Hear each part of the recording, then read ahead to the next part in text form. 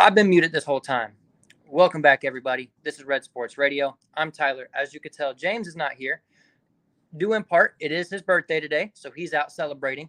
In doing so, as you heard from our last episode, he's going to be giving out a free piece of merch to one of you grateful fans. And in doing so, with him not being here, I brought one of us in. So I need everybody to give a warm welcome in. Someone in my fantasy league. His name is Kyle. Kyle, how you doing? I'm actually doing pretty well. Well, glad to hear it. We got a lot of things to talk about today. I got my big board up here. First thing we're going to talk about is going to be the Denver-Chicago game. Moving in, we need to talk about the Miami running back room. We talked about it a little bit on that last podcast. And then the Lions, after their defeat over, or their victory, I should say, over the Packers last week. The Bengals, who have been a complete shit show all season long. Another good topic we're going to hit today. CJ Stroud, huge, name as far as rookies. And then we can't forget about Miss Taylor Swift. Will be the last one.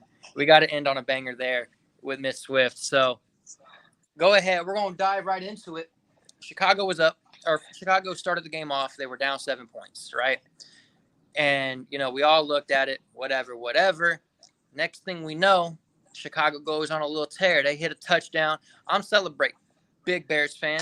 Another touchdown. We start celebrating. Find Cole Kmet a second time. That's 3 touchdowns. We have 4 touchdowns. One of them should have been called back. Irregardless, fourth quarter rolls around.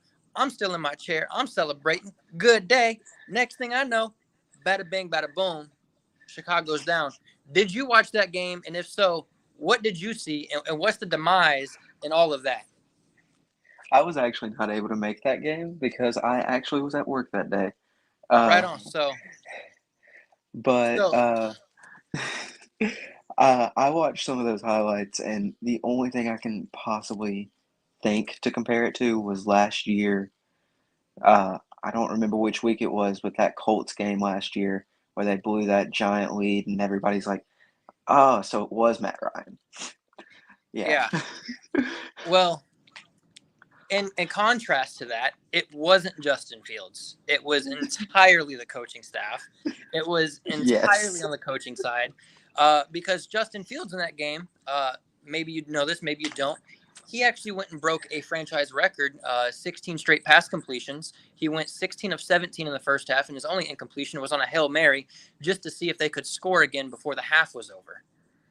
Yes, I did hear that. And also, didn't he have his first ever, was it either 4 or 5?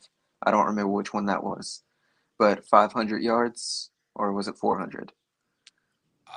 It might have been 400. So I it don't was a think he got huge. 5. No, he didn't hit 5 that day, but it was a huge day for Fields. And so James and I last week we had a very large discussion. I know you were listening in on who's at fault here in Chicago. Is it coaching? Is it Fields? And I think that game made it very clear to both me and him. I know he's not here today. It's not Fields. It's Oh, entirely the coaching. it has been clear to me for a while that it has been the coaching staff over there, that it is not great. Fields, a few weeks ago, he kind of looked like a rookie on the field. But this looked more like pronounced. He was great this week. He was absolutely great. He was absolutely fantastic. I give all the props in the world to that man. My biggest thing is they weren't rushing the quarterback. It's the Denver defense. The Denver defense is right next to The Chicago. defense that allowed 700, that allowed that giant blowout, 70-point 70, that 70-point game. Right. That's the same defense. That's the same defense. So, yes, we all got to sit there and watch Justin Fields tear apart that defense for 3 quarters or 2 quarters or whatever it was and put up a giant lead. And if my memory serves me right, there was a playoff game that was 28-3. Pretty reminiscent when I see 7-28 on the board. And next thing I know, we lose, 31-28? I believe so. So, pretty reminiscent. 28-3, 28-7, both leads blown in the fourth quarter. It wasn't blown in the second half. It wasn't blown in 3 quarters. It was blown in 1 quarter of football. Yeah. 1 quarter. That's honestly worse. That's absolutely pitiful. Is a little bit of that on Fields? Maybe. He was still playing the same defense in the second half. He was still playing the same defense in the fourth quarter, but with a little bit of adjustment, a little bit of, right coaching on the other side of the ball. All of a sudden, now we're starting to see that Denver defense. I'm not even going to say they're good. I'm not even going to say that they're worthy of any conversation. But on the same token, they were able to hold the Bears scoreless in the second half. They were able to outscore the Bears throughout the whole game, despite the first half not being what it was. So I'm still praising Fields, and that begs the question now. Chicago now is looking at a first and second pick right now if we were to start drafting. Don't know what them balloons was about. I like them.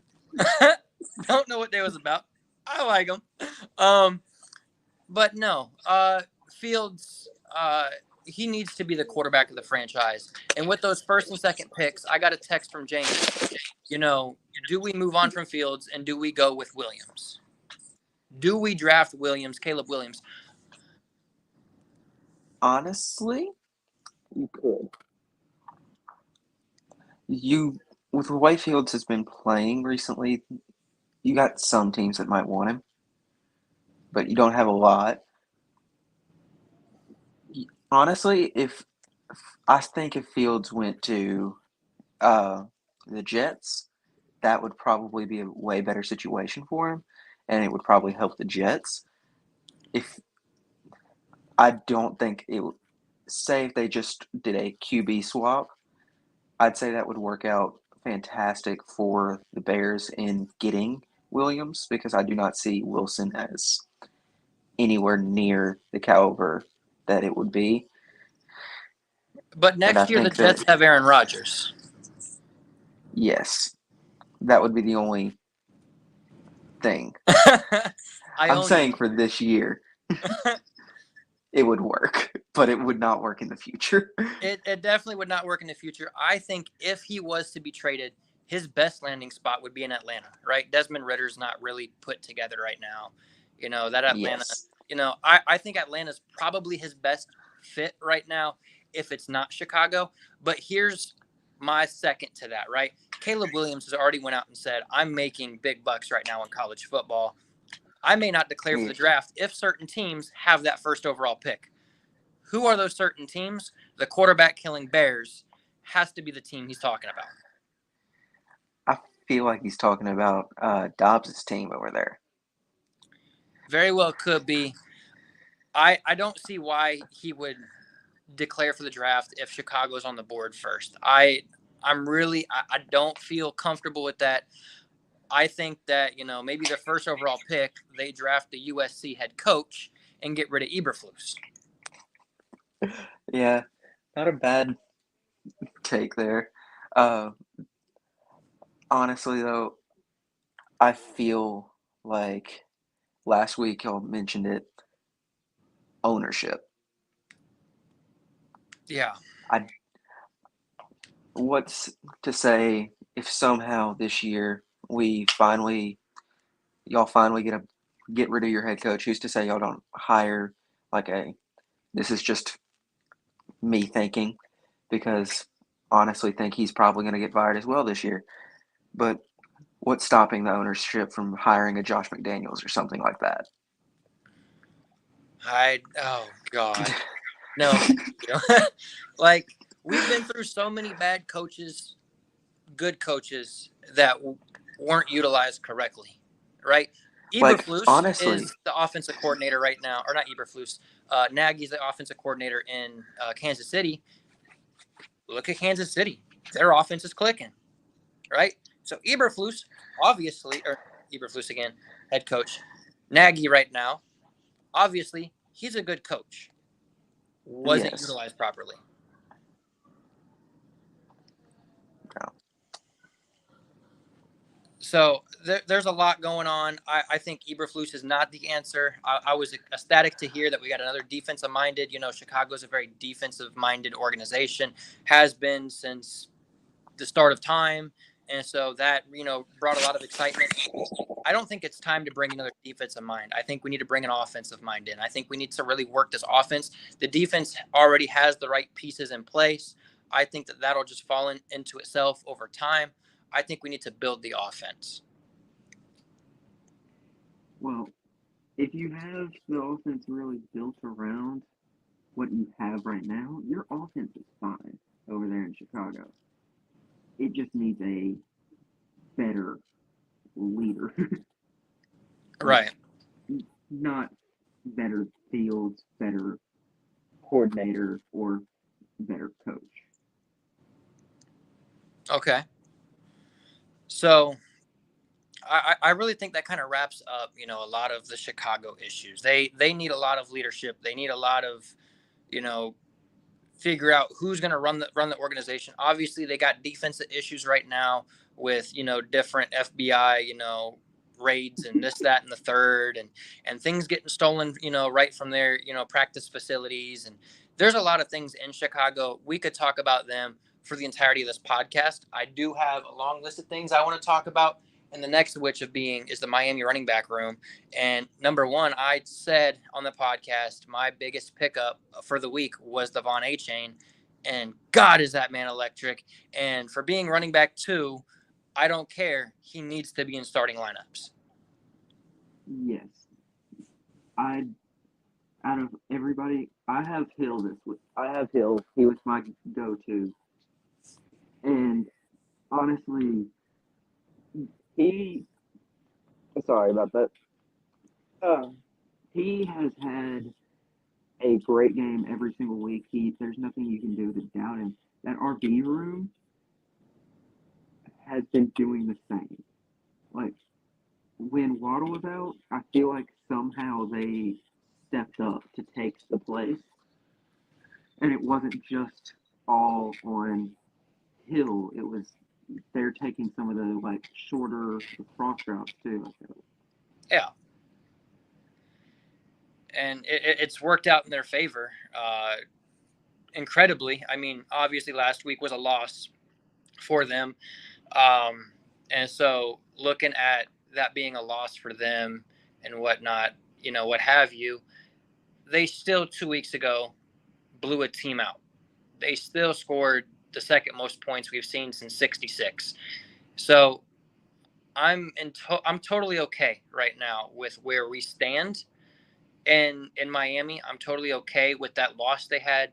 I think they just need to continue working with what they have, and they're going to be totally fine and make a good playoff run themselves. Honestly, they, in my opinion, are the third best team in the AFC and could honestly be second, but you can never bet against KC or anybody there. But honestly, team that I would have had at the beginning of this year being number 2 or 1 needs some help. Yeah. There's a lot of help needed. And I think that team is on that board, and we're about to talk about them later. Yeah, absolutely. So moving right through, I mean, Miami's running backs, I didn't even talk about their running back 1, who's electric as is. Yes. Doesn't need any conversation. Raheem Mostert is a god. He's figured it out. That Miami offense has figured it out. All you need is speed in the NFL, apparently, because it's been working out. And Devon Achane, despite being number 2, still gets plenty of reps and still deserves to be on fantasy rosters. There is somebody here who, if you don't have rostered, at least on your bench right now to see, kind of how he develops. I know there's a lot of top quarterbacks such as, Jalen Hurts. There's the Patrick Mahomes. There's the, Josh Allens of the world. Not Joe Burrows. Last week's game, Matt Allen. So, but there is one quarterback. He's a rookie, and he deserves at least to be on your bench until he can deserve that starting role, depending on who you have in that starting spot. CJ Stroud. Yes. So looking at last week, I think he's now destroyed the most pass completions or pass attempts without an interception from a rookie standpoint. I believe so. I believe that's pretty correct. I don't quote me on that or quote me on that. I don't care. Either way, it's okay. But at the end of the day, that man's electric. He's doing everything crazy. Another guy who's been electric, Anthony Richardson, he's been electric. Maybe last year, if they decided that Justin Fields was not him, last year was the time to get a quarterback. And I think that's the reason I say that Chicago doesn't go. Again, off on a different tangent there, but CJ Stroud. Okay. Yes. They did get a first in this upcoming draft, right? Right now, in the upcoming draft, we have Chicago number 1. Last year, Chicago had number 1. They traded it away to Carolina to get DJ Moore. They traded for DJ Moore, and didn't they get a first from Carolina this year? They got another first, and that's why Chicago right now is pitted to have the first and second overall pick in this upcoming draft. That was my thought. Honestly, this is the year to get a QB.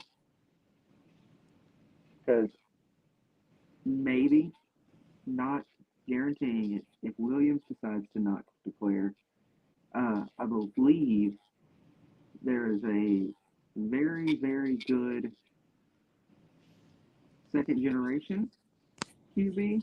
Well, he's not a second-generation QB, but he's a second-generation NFL star who might declare. Sanders? Yes. I knew where you was going in Sanders. I like the quarterback right now out of Oregon, Bo Nix. I actually don't know who Oregon is. I haven't watched much of. I've watched. That's the only game I didn't watch of Colorado. So it's Bo Nix, and he destroyed that defense.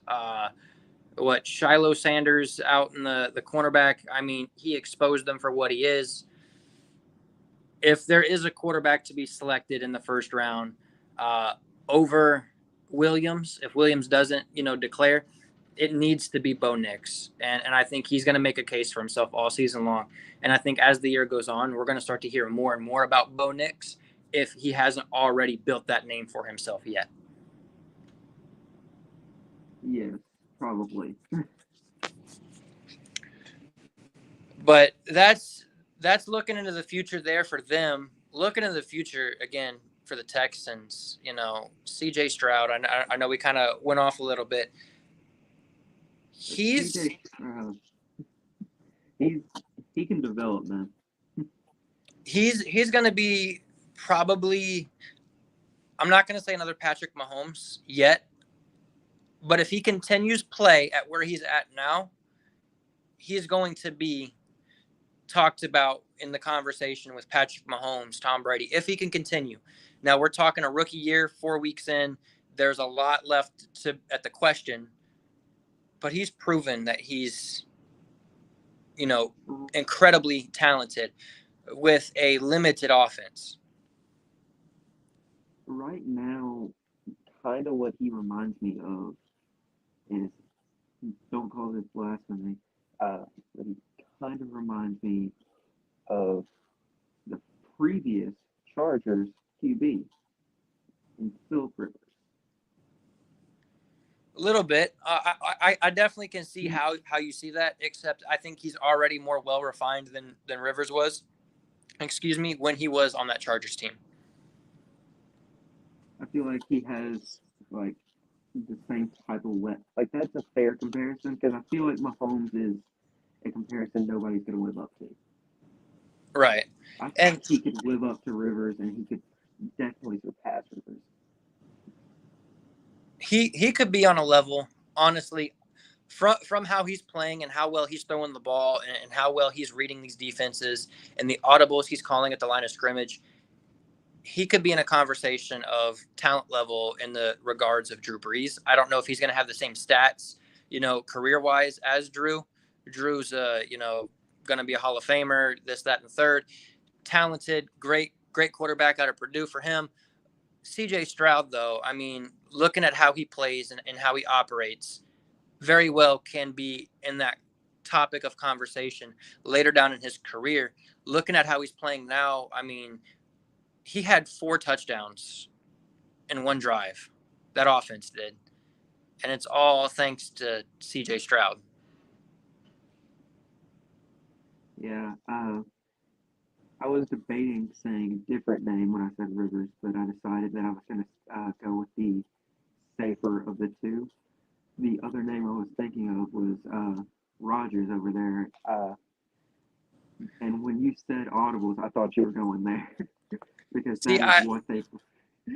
One name I don't talk about is Mushroom Man Rogers, okay, or Ayahuasca Rogers, okay. We don't know. Not here. We rep the blue and orange over here, despite 0-4, despite 7-28, despite losing in the fourth quarter, despite having the worst coach of all time, despite having, the worst defensive line. We rep the blue and orange, and nobody owns us except for our owners. I wouldn't say worst head coach of all time. There is Matt Canada.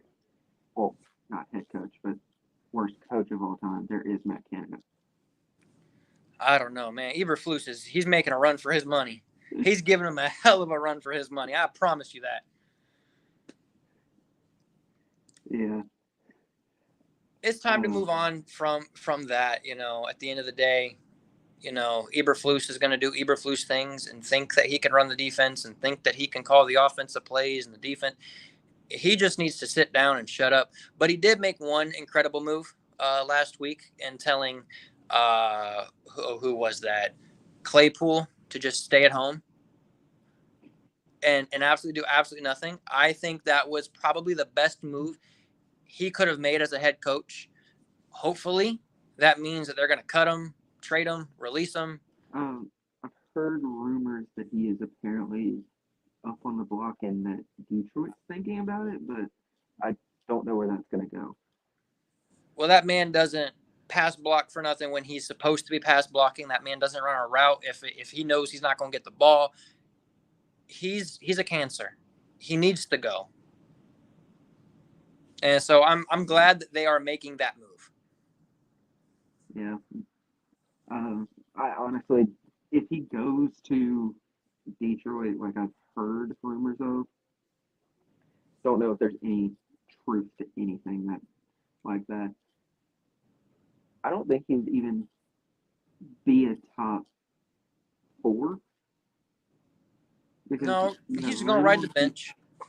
You have Reynolds, Amon-Ra, and Williamson's about to come back. I think that I wouldn't even put Marvin Jones behind him. There's a name I didn't put on the board, and I heard you start to say something, and that just brought a name to my brain. Jonathan Taylor. Can we just sit here and have like a 10-15 minute conversation? Does Jonathan Taylor play for the Indianapolis Colts at all this season? Do they work a deal? Do they, trade him? What happens with Jonathan Taylor? Because as you know, you're in my fantasy league, right? Yeah. I have Jonathan Taylor riding my bench right now, and I've been holding on to him, and I've just been praying that he sees the field. Now I'm scared he doesn't. There's been multiple times that I have genuinely just looked at the Indianapolis running back room, and last week before the game, I was just sitting there like, is Zach Moss him? Is he really just going to be their replacement?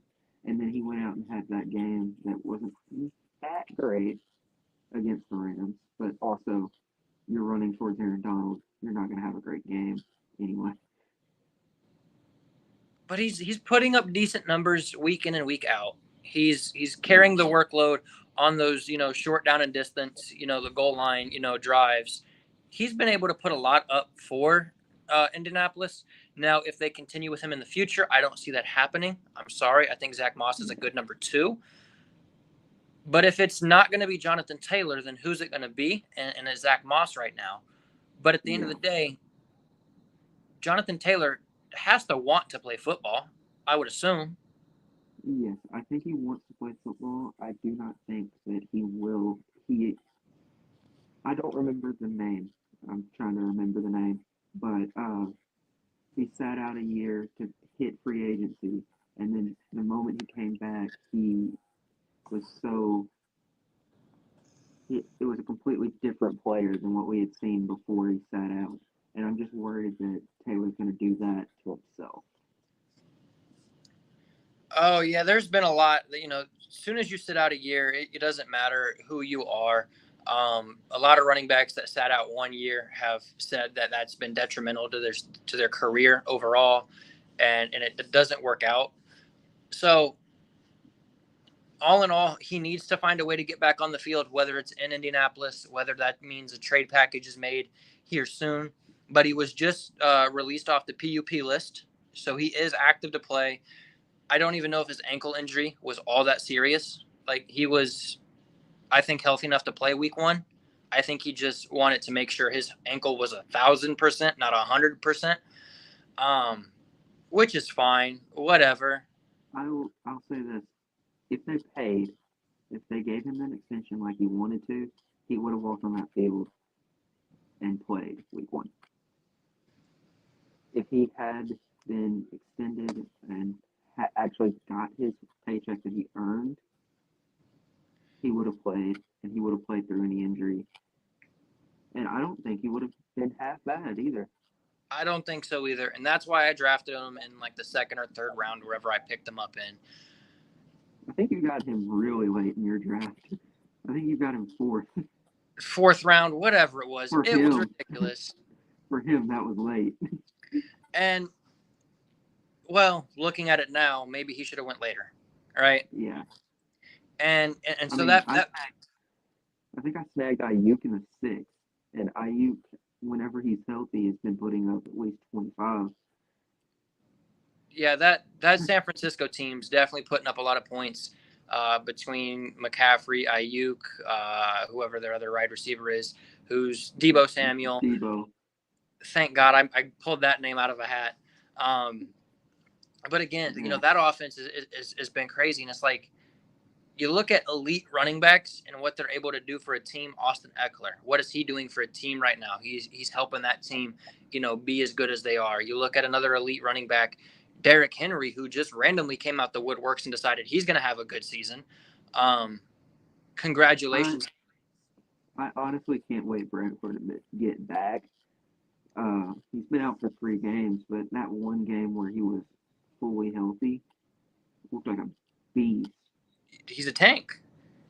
That's the only comparison you have is a tank. You look at another elite running back in Christian McCaffrey. Look at how well he helped that team out. Not saying that they needed that help, but that just elevated to them. We're looking at elite running backs. Jonathan Taylor. What team is he going to help carry to the next level? If it's not the Colts, he goes somewhere and he just explodes an offense. Elite running backs explode offenses. Yes. I think that there's an easy place for him to go, but I don't think it's going to happen. I don't think they're going to put together any package. But I think the best place for his career would probably be under Mike Tomlin. Okay. But do you think that how would they work the whole Najee, Taylor, or does Najee go in a trade package? I would say in this scenario, I would say pick a Najee for Taylor. I mean, there's very good, 2 running back, threats, between various teams. The most prominent right now, obviously, is in Miami with their 2 running backs. They have 2 running backs work on a team. Heck, I think there's 3 over in Philly. So 3 in Philly with what? Swift, Gainwell, and he got injured. Sorry, no, it's just Byron Scott. Yep. So they were running 3. Now they're running 2. You got 2 out in Miami. You got the 2 3-headed horse in Chicago, who last year it was 3. So I guess it's now 2 this year. But again, Then so you two got running back systems work. then you got Gibbs and Montgomery. Gibbs and Montgomery out in, that area. So two running backs work. We definitely can agree that works. I don't know if two power backs though is the answer on any team. You need someone to be a little bit more elusive. I think Jonathan Taylor is a little bit more elusive than Najee, but he is still a power back at the end of the day. Yeah, that's why I'd say I think that the option would probably be a trade between the two, sending him to Indy, having him be Indy's top top running back with Moss being behind him, and basically have JT take over for Najee because I think Najee is not top 5 worthy, and Taylor could be. Absolutely, Fully and healthy. and I know you watched our rankings. I had Jonathan Taylor ranked way too high for having no production and not even one snap yet this season. So hopefully he can find the field. So I'm not looking like a complete fool by the end of all of this. But at this point in time, he's pitted right now in our league at least to have 11.23 points or something. I'm not even playing him. So. Moss dropped from having a projection of like the moment that he got announced as off the pup list. Moss dropped from a projection of 14 or 15 to like 5. I think in that scenario, you still start Moss. I still have Moss on my bench. I have a decent amount of. I don't think there's a scenario in which Moss is not the RB1 going into this week. Yeah, I completely agree with that. I think Moss is going to be the RB1. But the only reason I don't have him, the only reason I don't really have him starting is I have a decent team with wide receivers and running backs. Yeah, our whole league. I'll be honest, I'm over it. Like, yes, it's quite ridiculous. I'm not here to fleece nobody and really take everyone's great players and just give them absolute last overall picks. And that's really what's gone on all season long. Yeah. Right now I have my starting RBs right now are Montgomery and Swift. See, that's fine. And I have Kyron Williams, who's been doing amazing on my bench right now, along with Aaron Jones. Kyron Williams, a name that just came out the woodworks this year. Yeah. He's been interesting, to say the least. I don't even know with that. And then I have 5 amazing wide receivers that I can't even decide who to start half the time. I have Hill, Brown, St. Brown. Right. And then I have Ayuk and McLaurin, and then I just picked up Zay Flowers. And, I was very high on Zay Flowers. I heard, other people talking about, people that have had his production for this year. He's pitted to be, a top 25, wide receiver by the end of the season, just based off of his starting stats and where, his target share is and da-da-da-da-da. At the end of the day, Odell Beckham's back. His target share is going to drop exponentially. I don't think Zay Flowers is the answer in Baltimore. And quite frankly, I think that his target share is going to be, if not has been already, on a steady decline. Yeah. I believe when I picked him up, he's still listed as receiver 1, and it says Odell is coming back as receiver 3. So I think they're going to slowly work him in, but probably he's going to, by the end of the season, be dropped Okay. back. I definitely could see that happening. I do have the Lions' victory over Green Bay. I watched that game. Very exciting last Thursday. One of my good friends has he has some people in his league a person in his league that has Gibbs, and he is a Detroit fan, and he's got those people in his leagues complaining about Montgomery constantly, just saying, give the ball to Gibbs, give the ball to Gibbs, get Montgomery off the field. He's like, I don't care what you do. It's working. If it's working, keep going with it. And it definitely showed last Thursday with a victory under their belt. So now all of a sudden we're looking at a team in Detroit who week one pitted up against Kansas City. Crazy game. If you didn't see that game, just beat the Packers. I don't know who else they beat this season, and they're sitting at what 3-1 on the season right now in Detroit. Yes, they went to Arrowhead, won in Arrowhead, and I believe they lost to Seattle. And I don't know who they played in week 3, but And then now week I 4. think it might have been Rams. I'm not certain. I don't think it was Rams. It was definitely not the Rams. The end of the day, they're 3-1. They're leading the division. I called it. Hands up to me. I knew that team was something special after seeing how they ended their last season, winning 8 out of their last 9 or something like that last season. Yeah, they would have been a playoff team if it wasn't for really bad luck. And they started off really bad, and if they were in the playoffs last year, really hot. If they were in the playoffs last year, I believe that they would have been a contender to even make a run at the Super Bowl. Dumb enough to say, I think that they would have played the Eagles. I don't think that anyone would have beaten the Eagles in that game, because I think the Eagles were the hottest team in football. They were the hottest team in football, but if it was down to the NFC Championship, I think it might have been Detroit Eagles. I think that's the NFC Championship if they made it. I see them blowing out. They would have probably been the 4th or 3rd seed, maybe. Yep.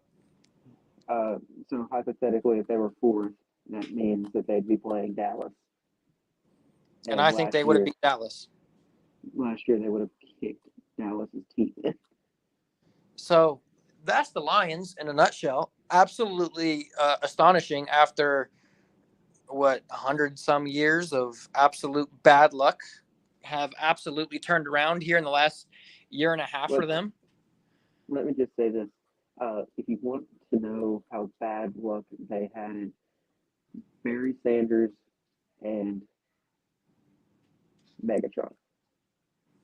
Yeah, and they just ruined those careers. And so I know a lot of Lions fans, including James, is still hesitant, about saying, they're excited to watch the Lions play, but I'm not.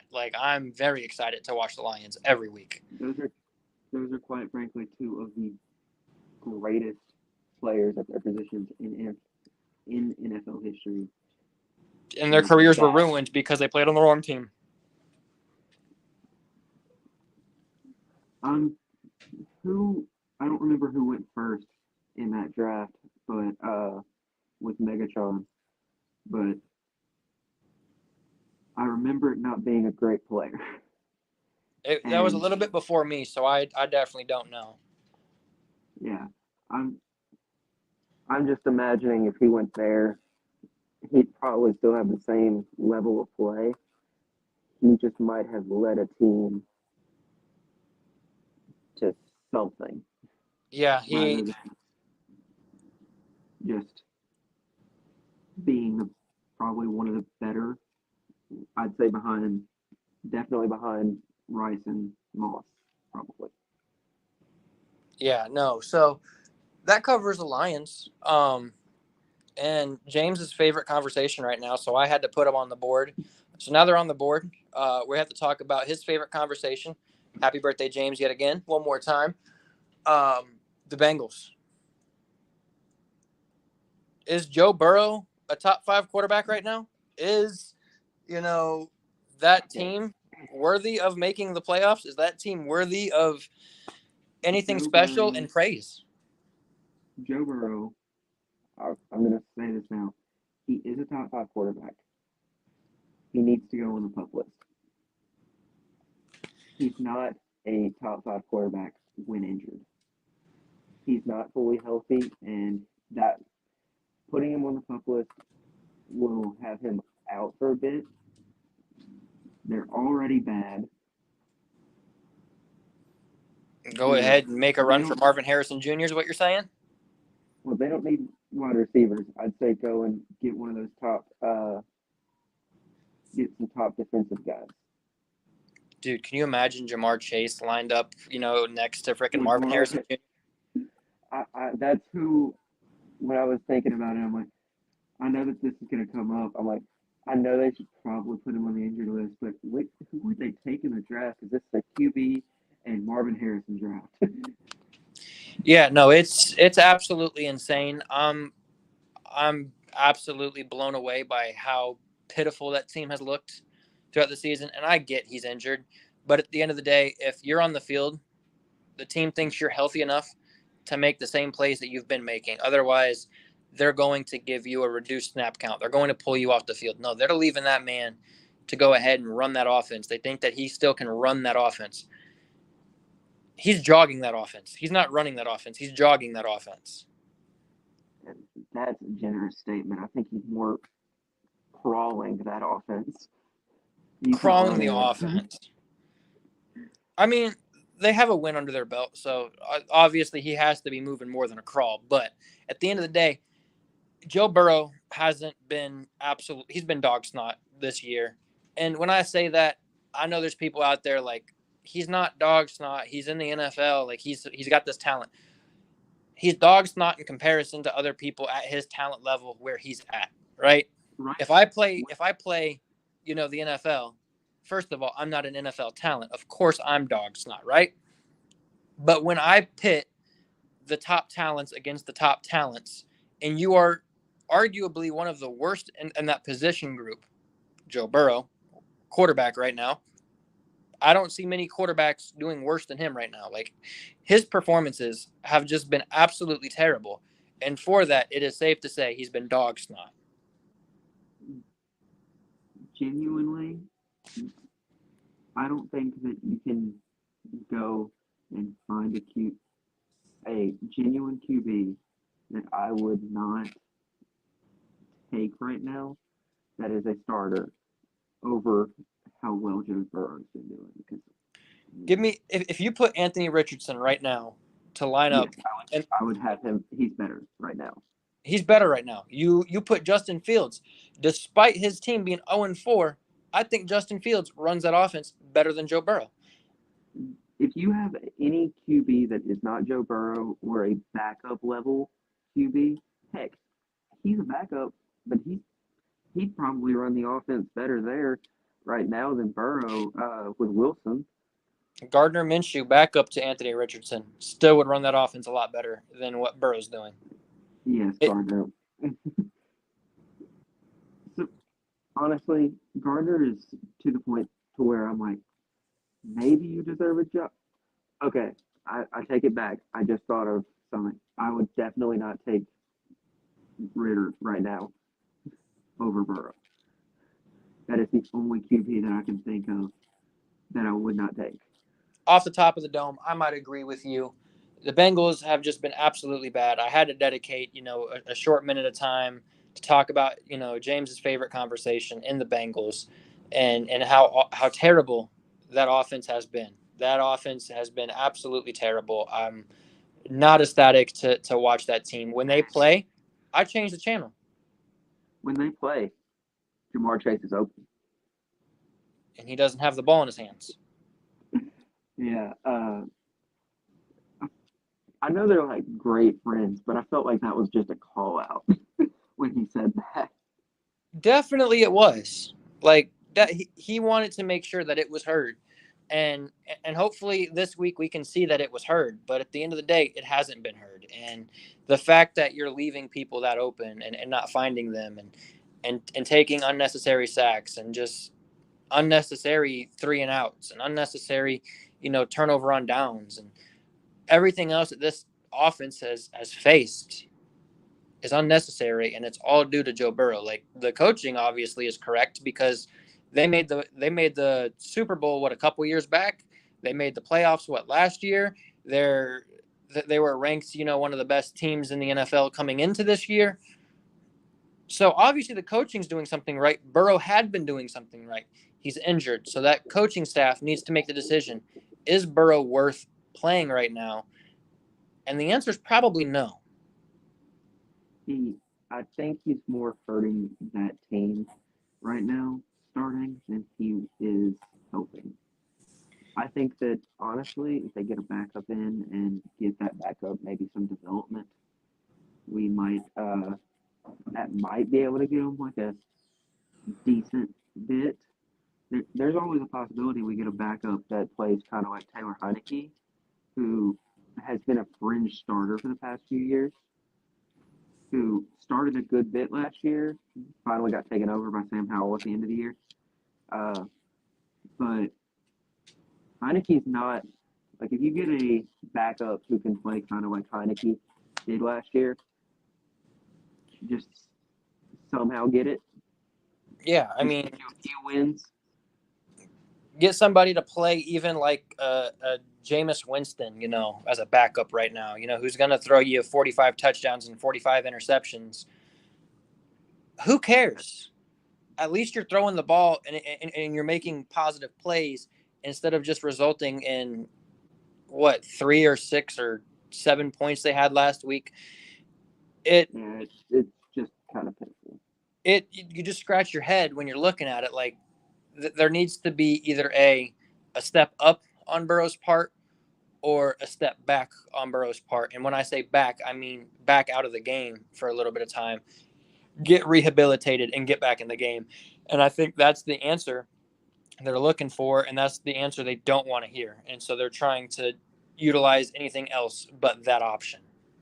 I think the moment that they utilize the option of sitting Burrow, they will either, one, get their backup in, and their backup can give them a few games and maybe make a push for a 7 or 6, or their backup's going to do basically what Burrow's doing anyway, and they're going to at least somehow get a pick, and Burrow's going to be healthy next year.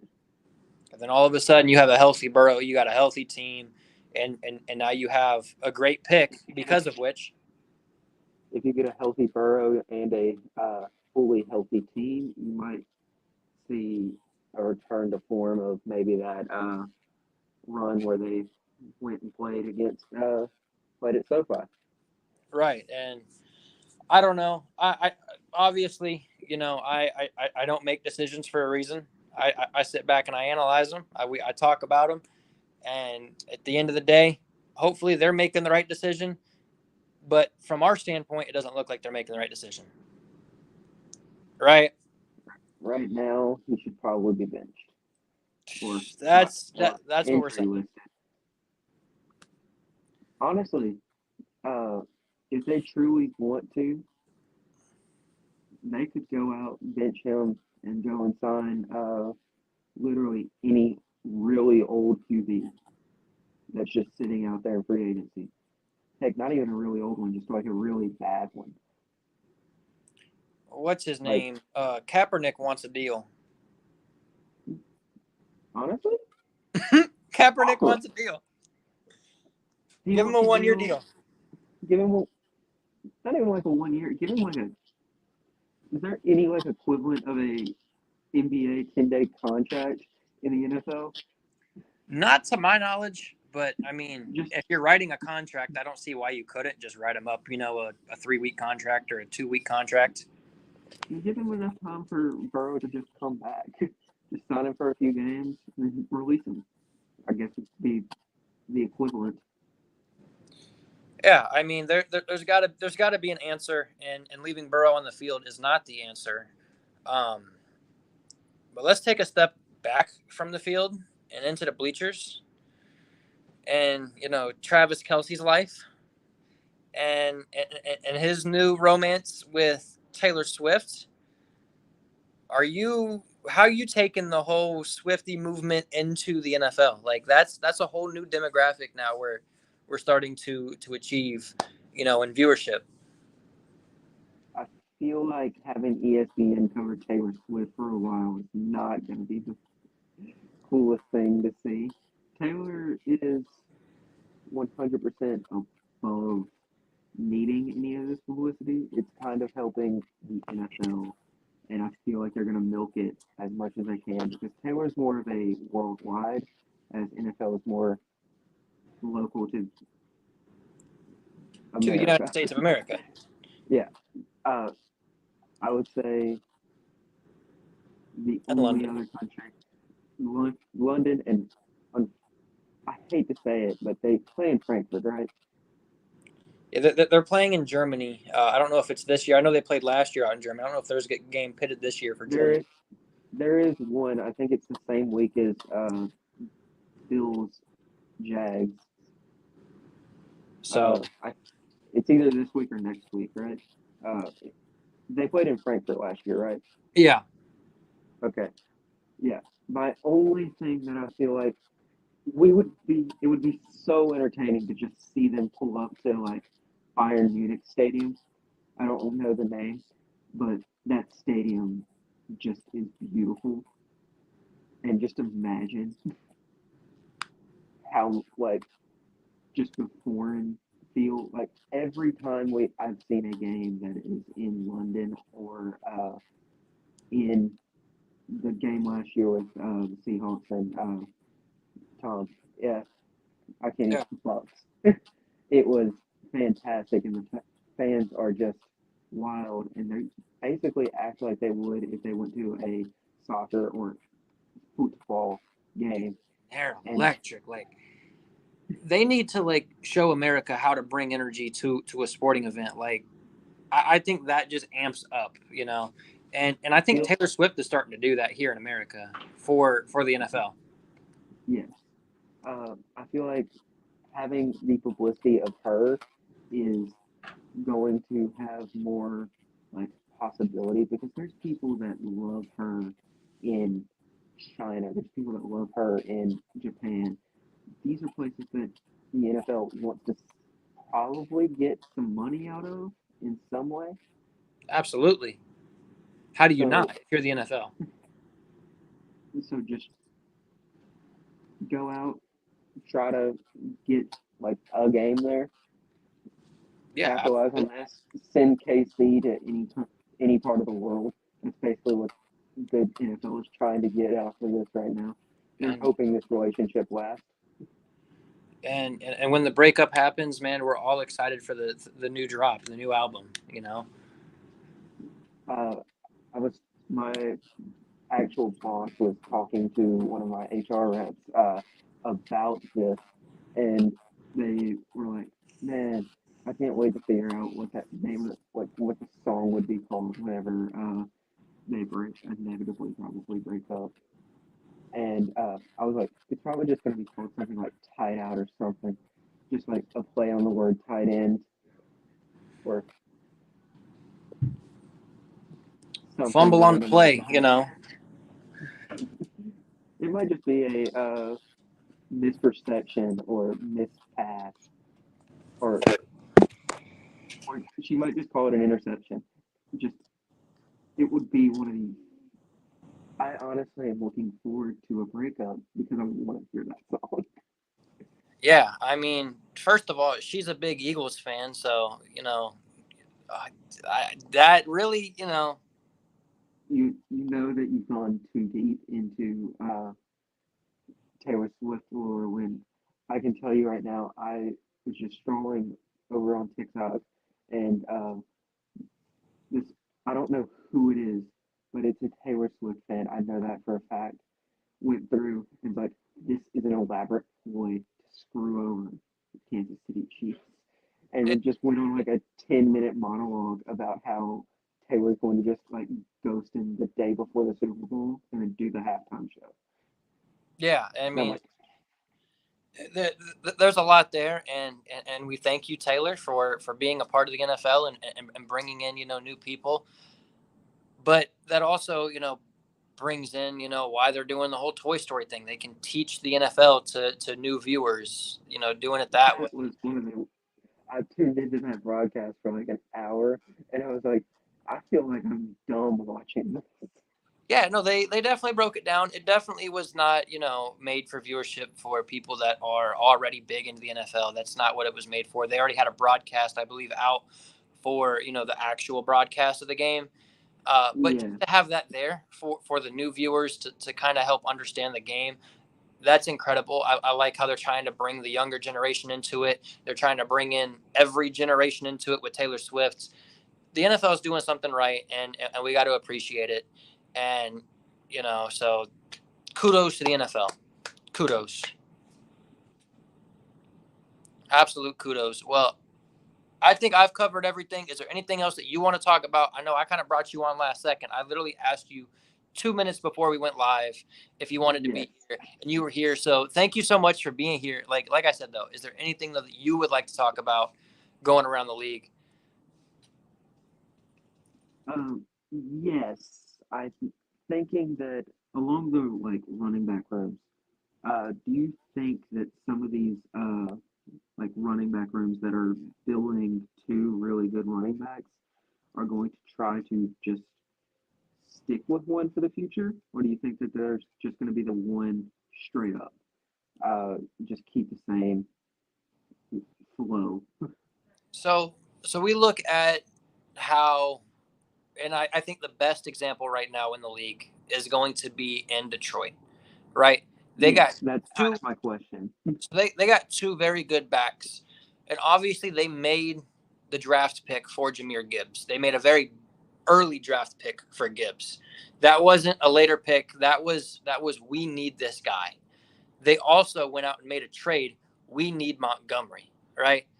So they do have a scheme drawn up for both of them, and I think it depends on who they're playing and how each back is operating, and how they're going to utilize them. So for me as a fantasy owner, I'm scared to have either one of those backs on my team because you don't know who to play. You don't know who to sit each week. One week you might have both backs, a 50-50 split share. One week it might be a 80-20, a 90-10. It might be, 100%, 0%. And because of that, that's all based off of their scheme and their plan. I don't think that's going to change on their part. I don't think that they're going to stick with a Montgomery. They're going to stick with the Gibbs. I think they're going to stick with both of them. I think that both of them are going to be utilized week in and week out. I don't think that maybe necessarily they're going to be utilized every single week as they were the week previous. Okay, so that one was one I was worth thinking about. But how about Miami? In Miami, first of all, their offense is on the field more than their defense is. And with that being said, I think at the end of the day, even if Devon Achane only has a 10% snap share, let's look at what last week. He started the game off with 4 carries and 2 touchdowns. He was getting all the goal line touches, whereas Raheem Mostert was getting all of the yards up before then. So for a fantasy perspective, I like to try to draw things as close as I can to fantasy. You start both of them. Number one, you get all the yards out of Mostert. All those yards are all fantasy points. He was utilized in the past game, to be able to get those reception yards going down the field. Again, more points there. But then you get 2 snaps, 2 touchdowns. All of a sudden, Devon Achane now becomes a worthy use. Even for 2 snaps, that's now 14 points.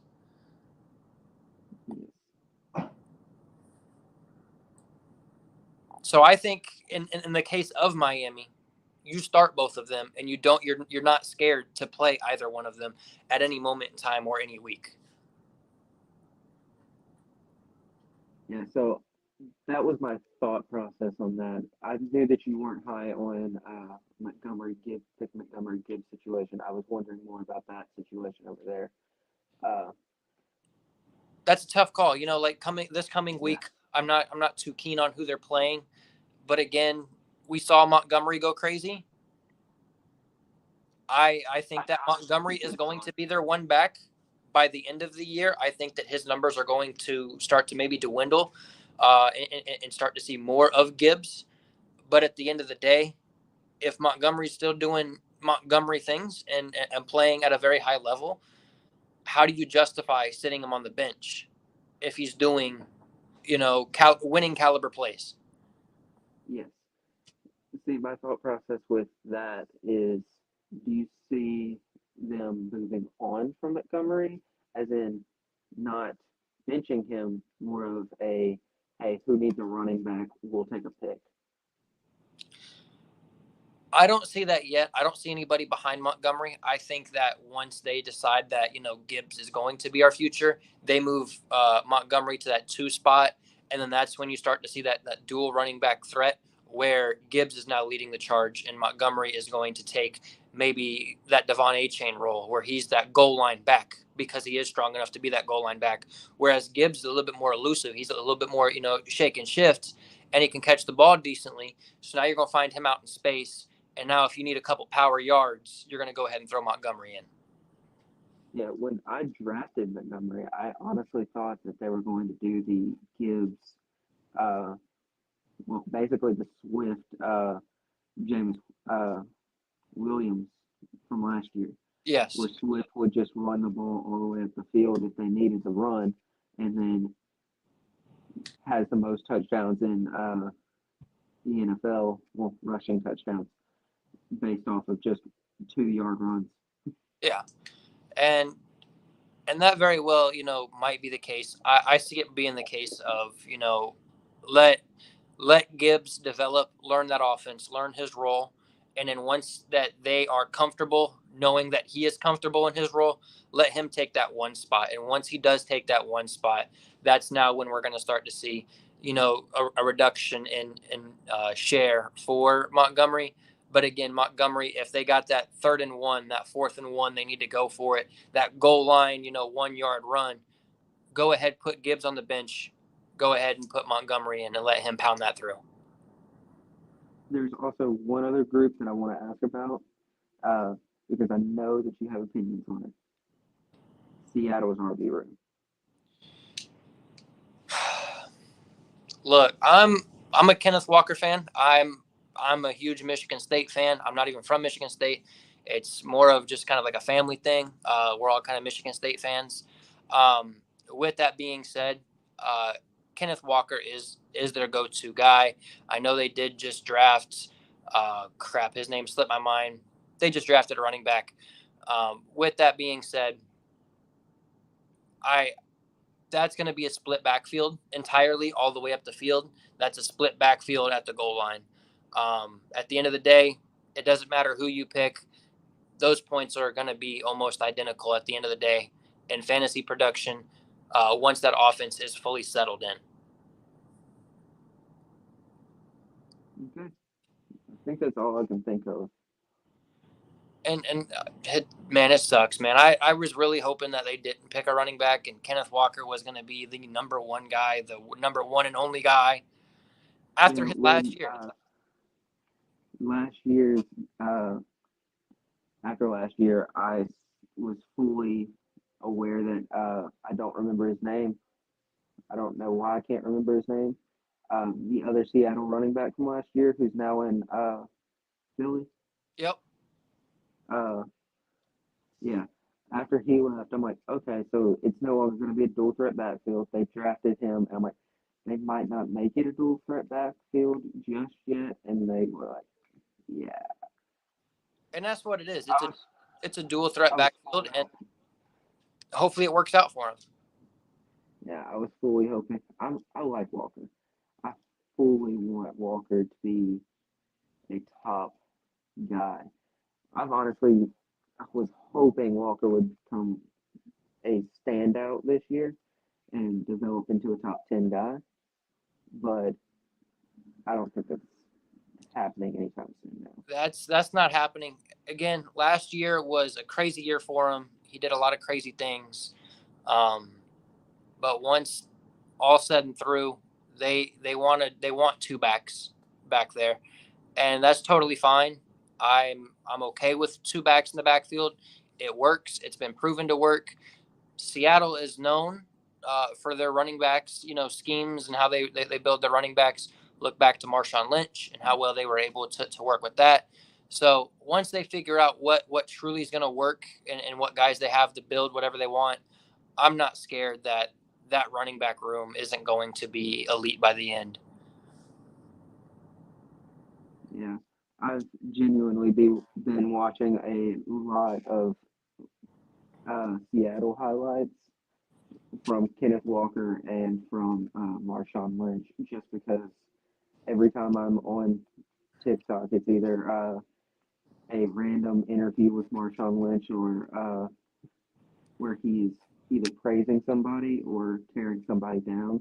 You can guess on which two QBs that is that he'd be praising and tearing down. Yep.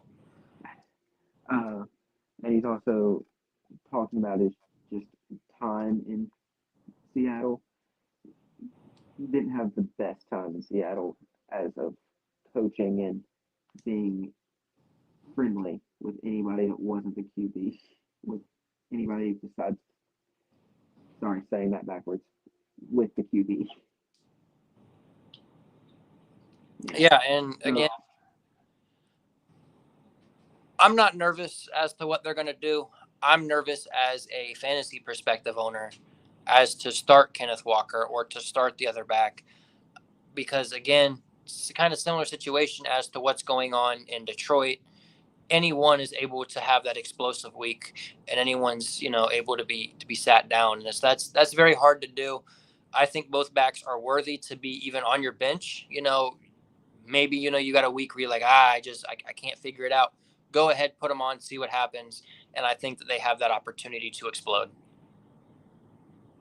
Yes, there's a possibility that either one of them just goes off. With that offense, though, I'm not sure that any of them is going to go off, and that's why I'm not drafting them. I definitely wouldn't start either one of them this week. They're on that bye, I believe, right? Yeah, so who are the look at bye your teams lineups. this week? I know the byes are Seattle and Seattle, Chargers and Browns. I don't know who else is. I don't know either. I had to get rid of the Browns defense. I was quite happy I had them.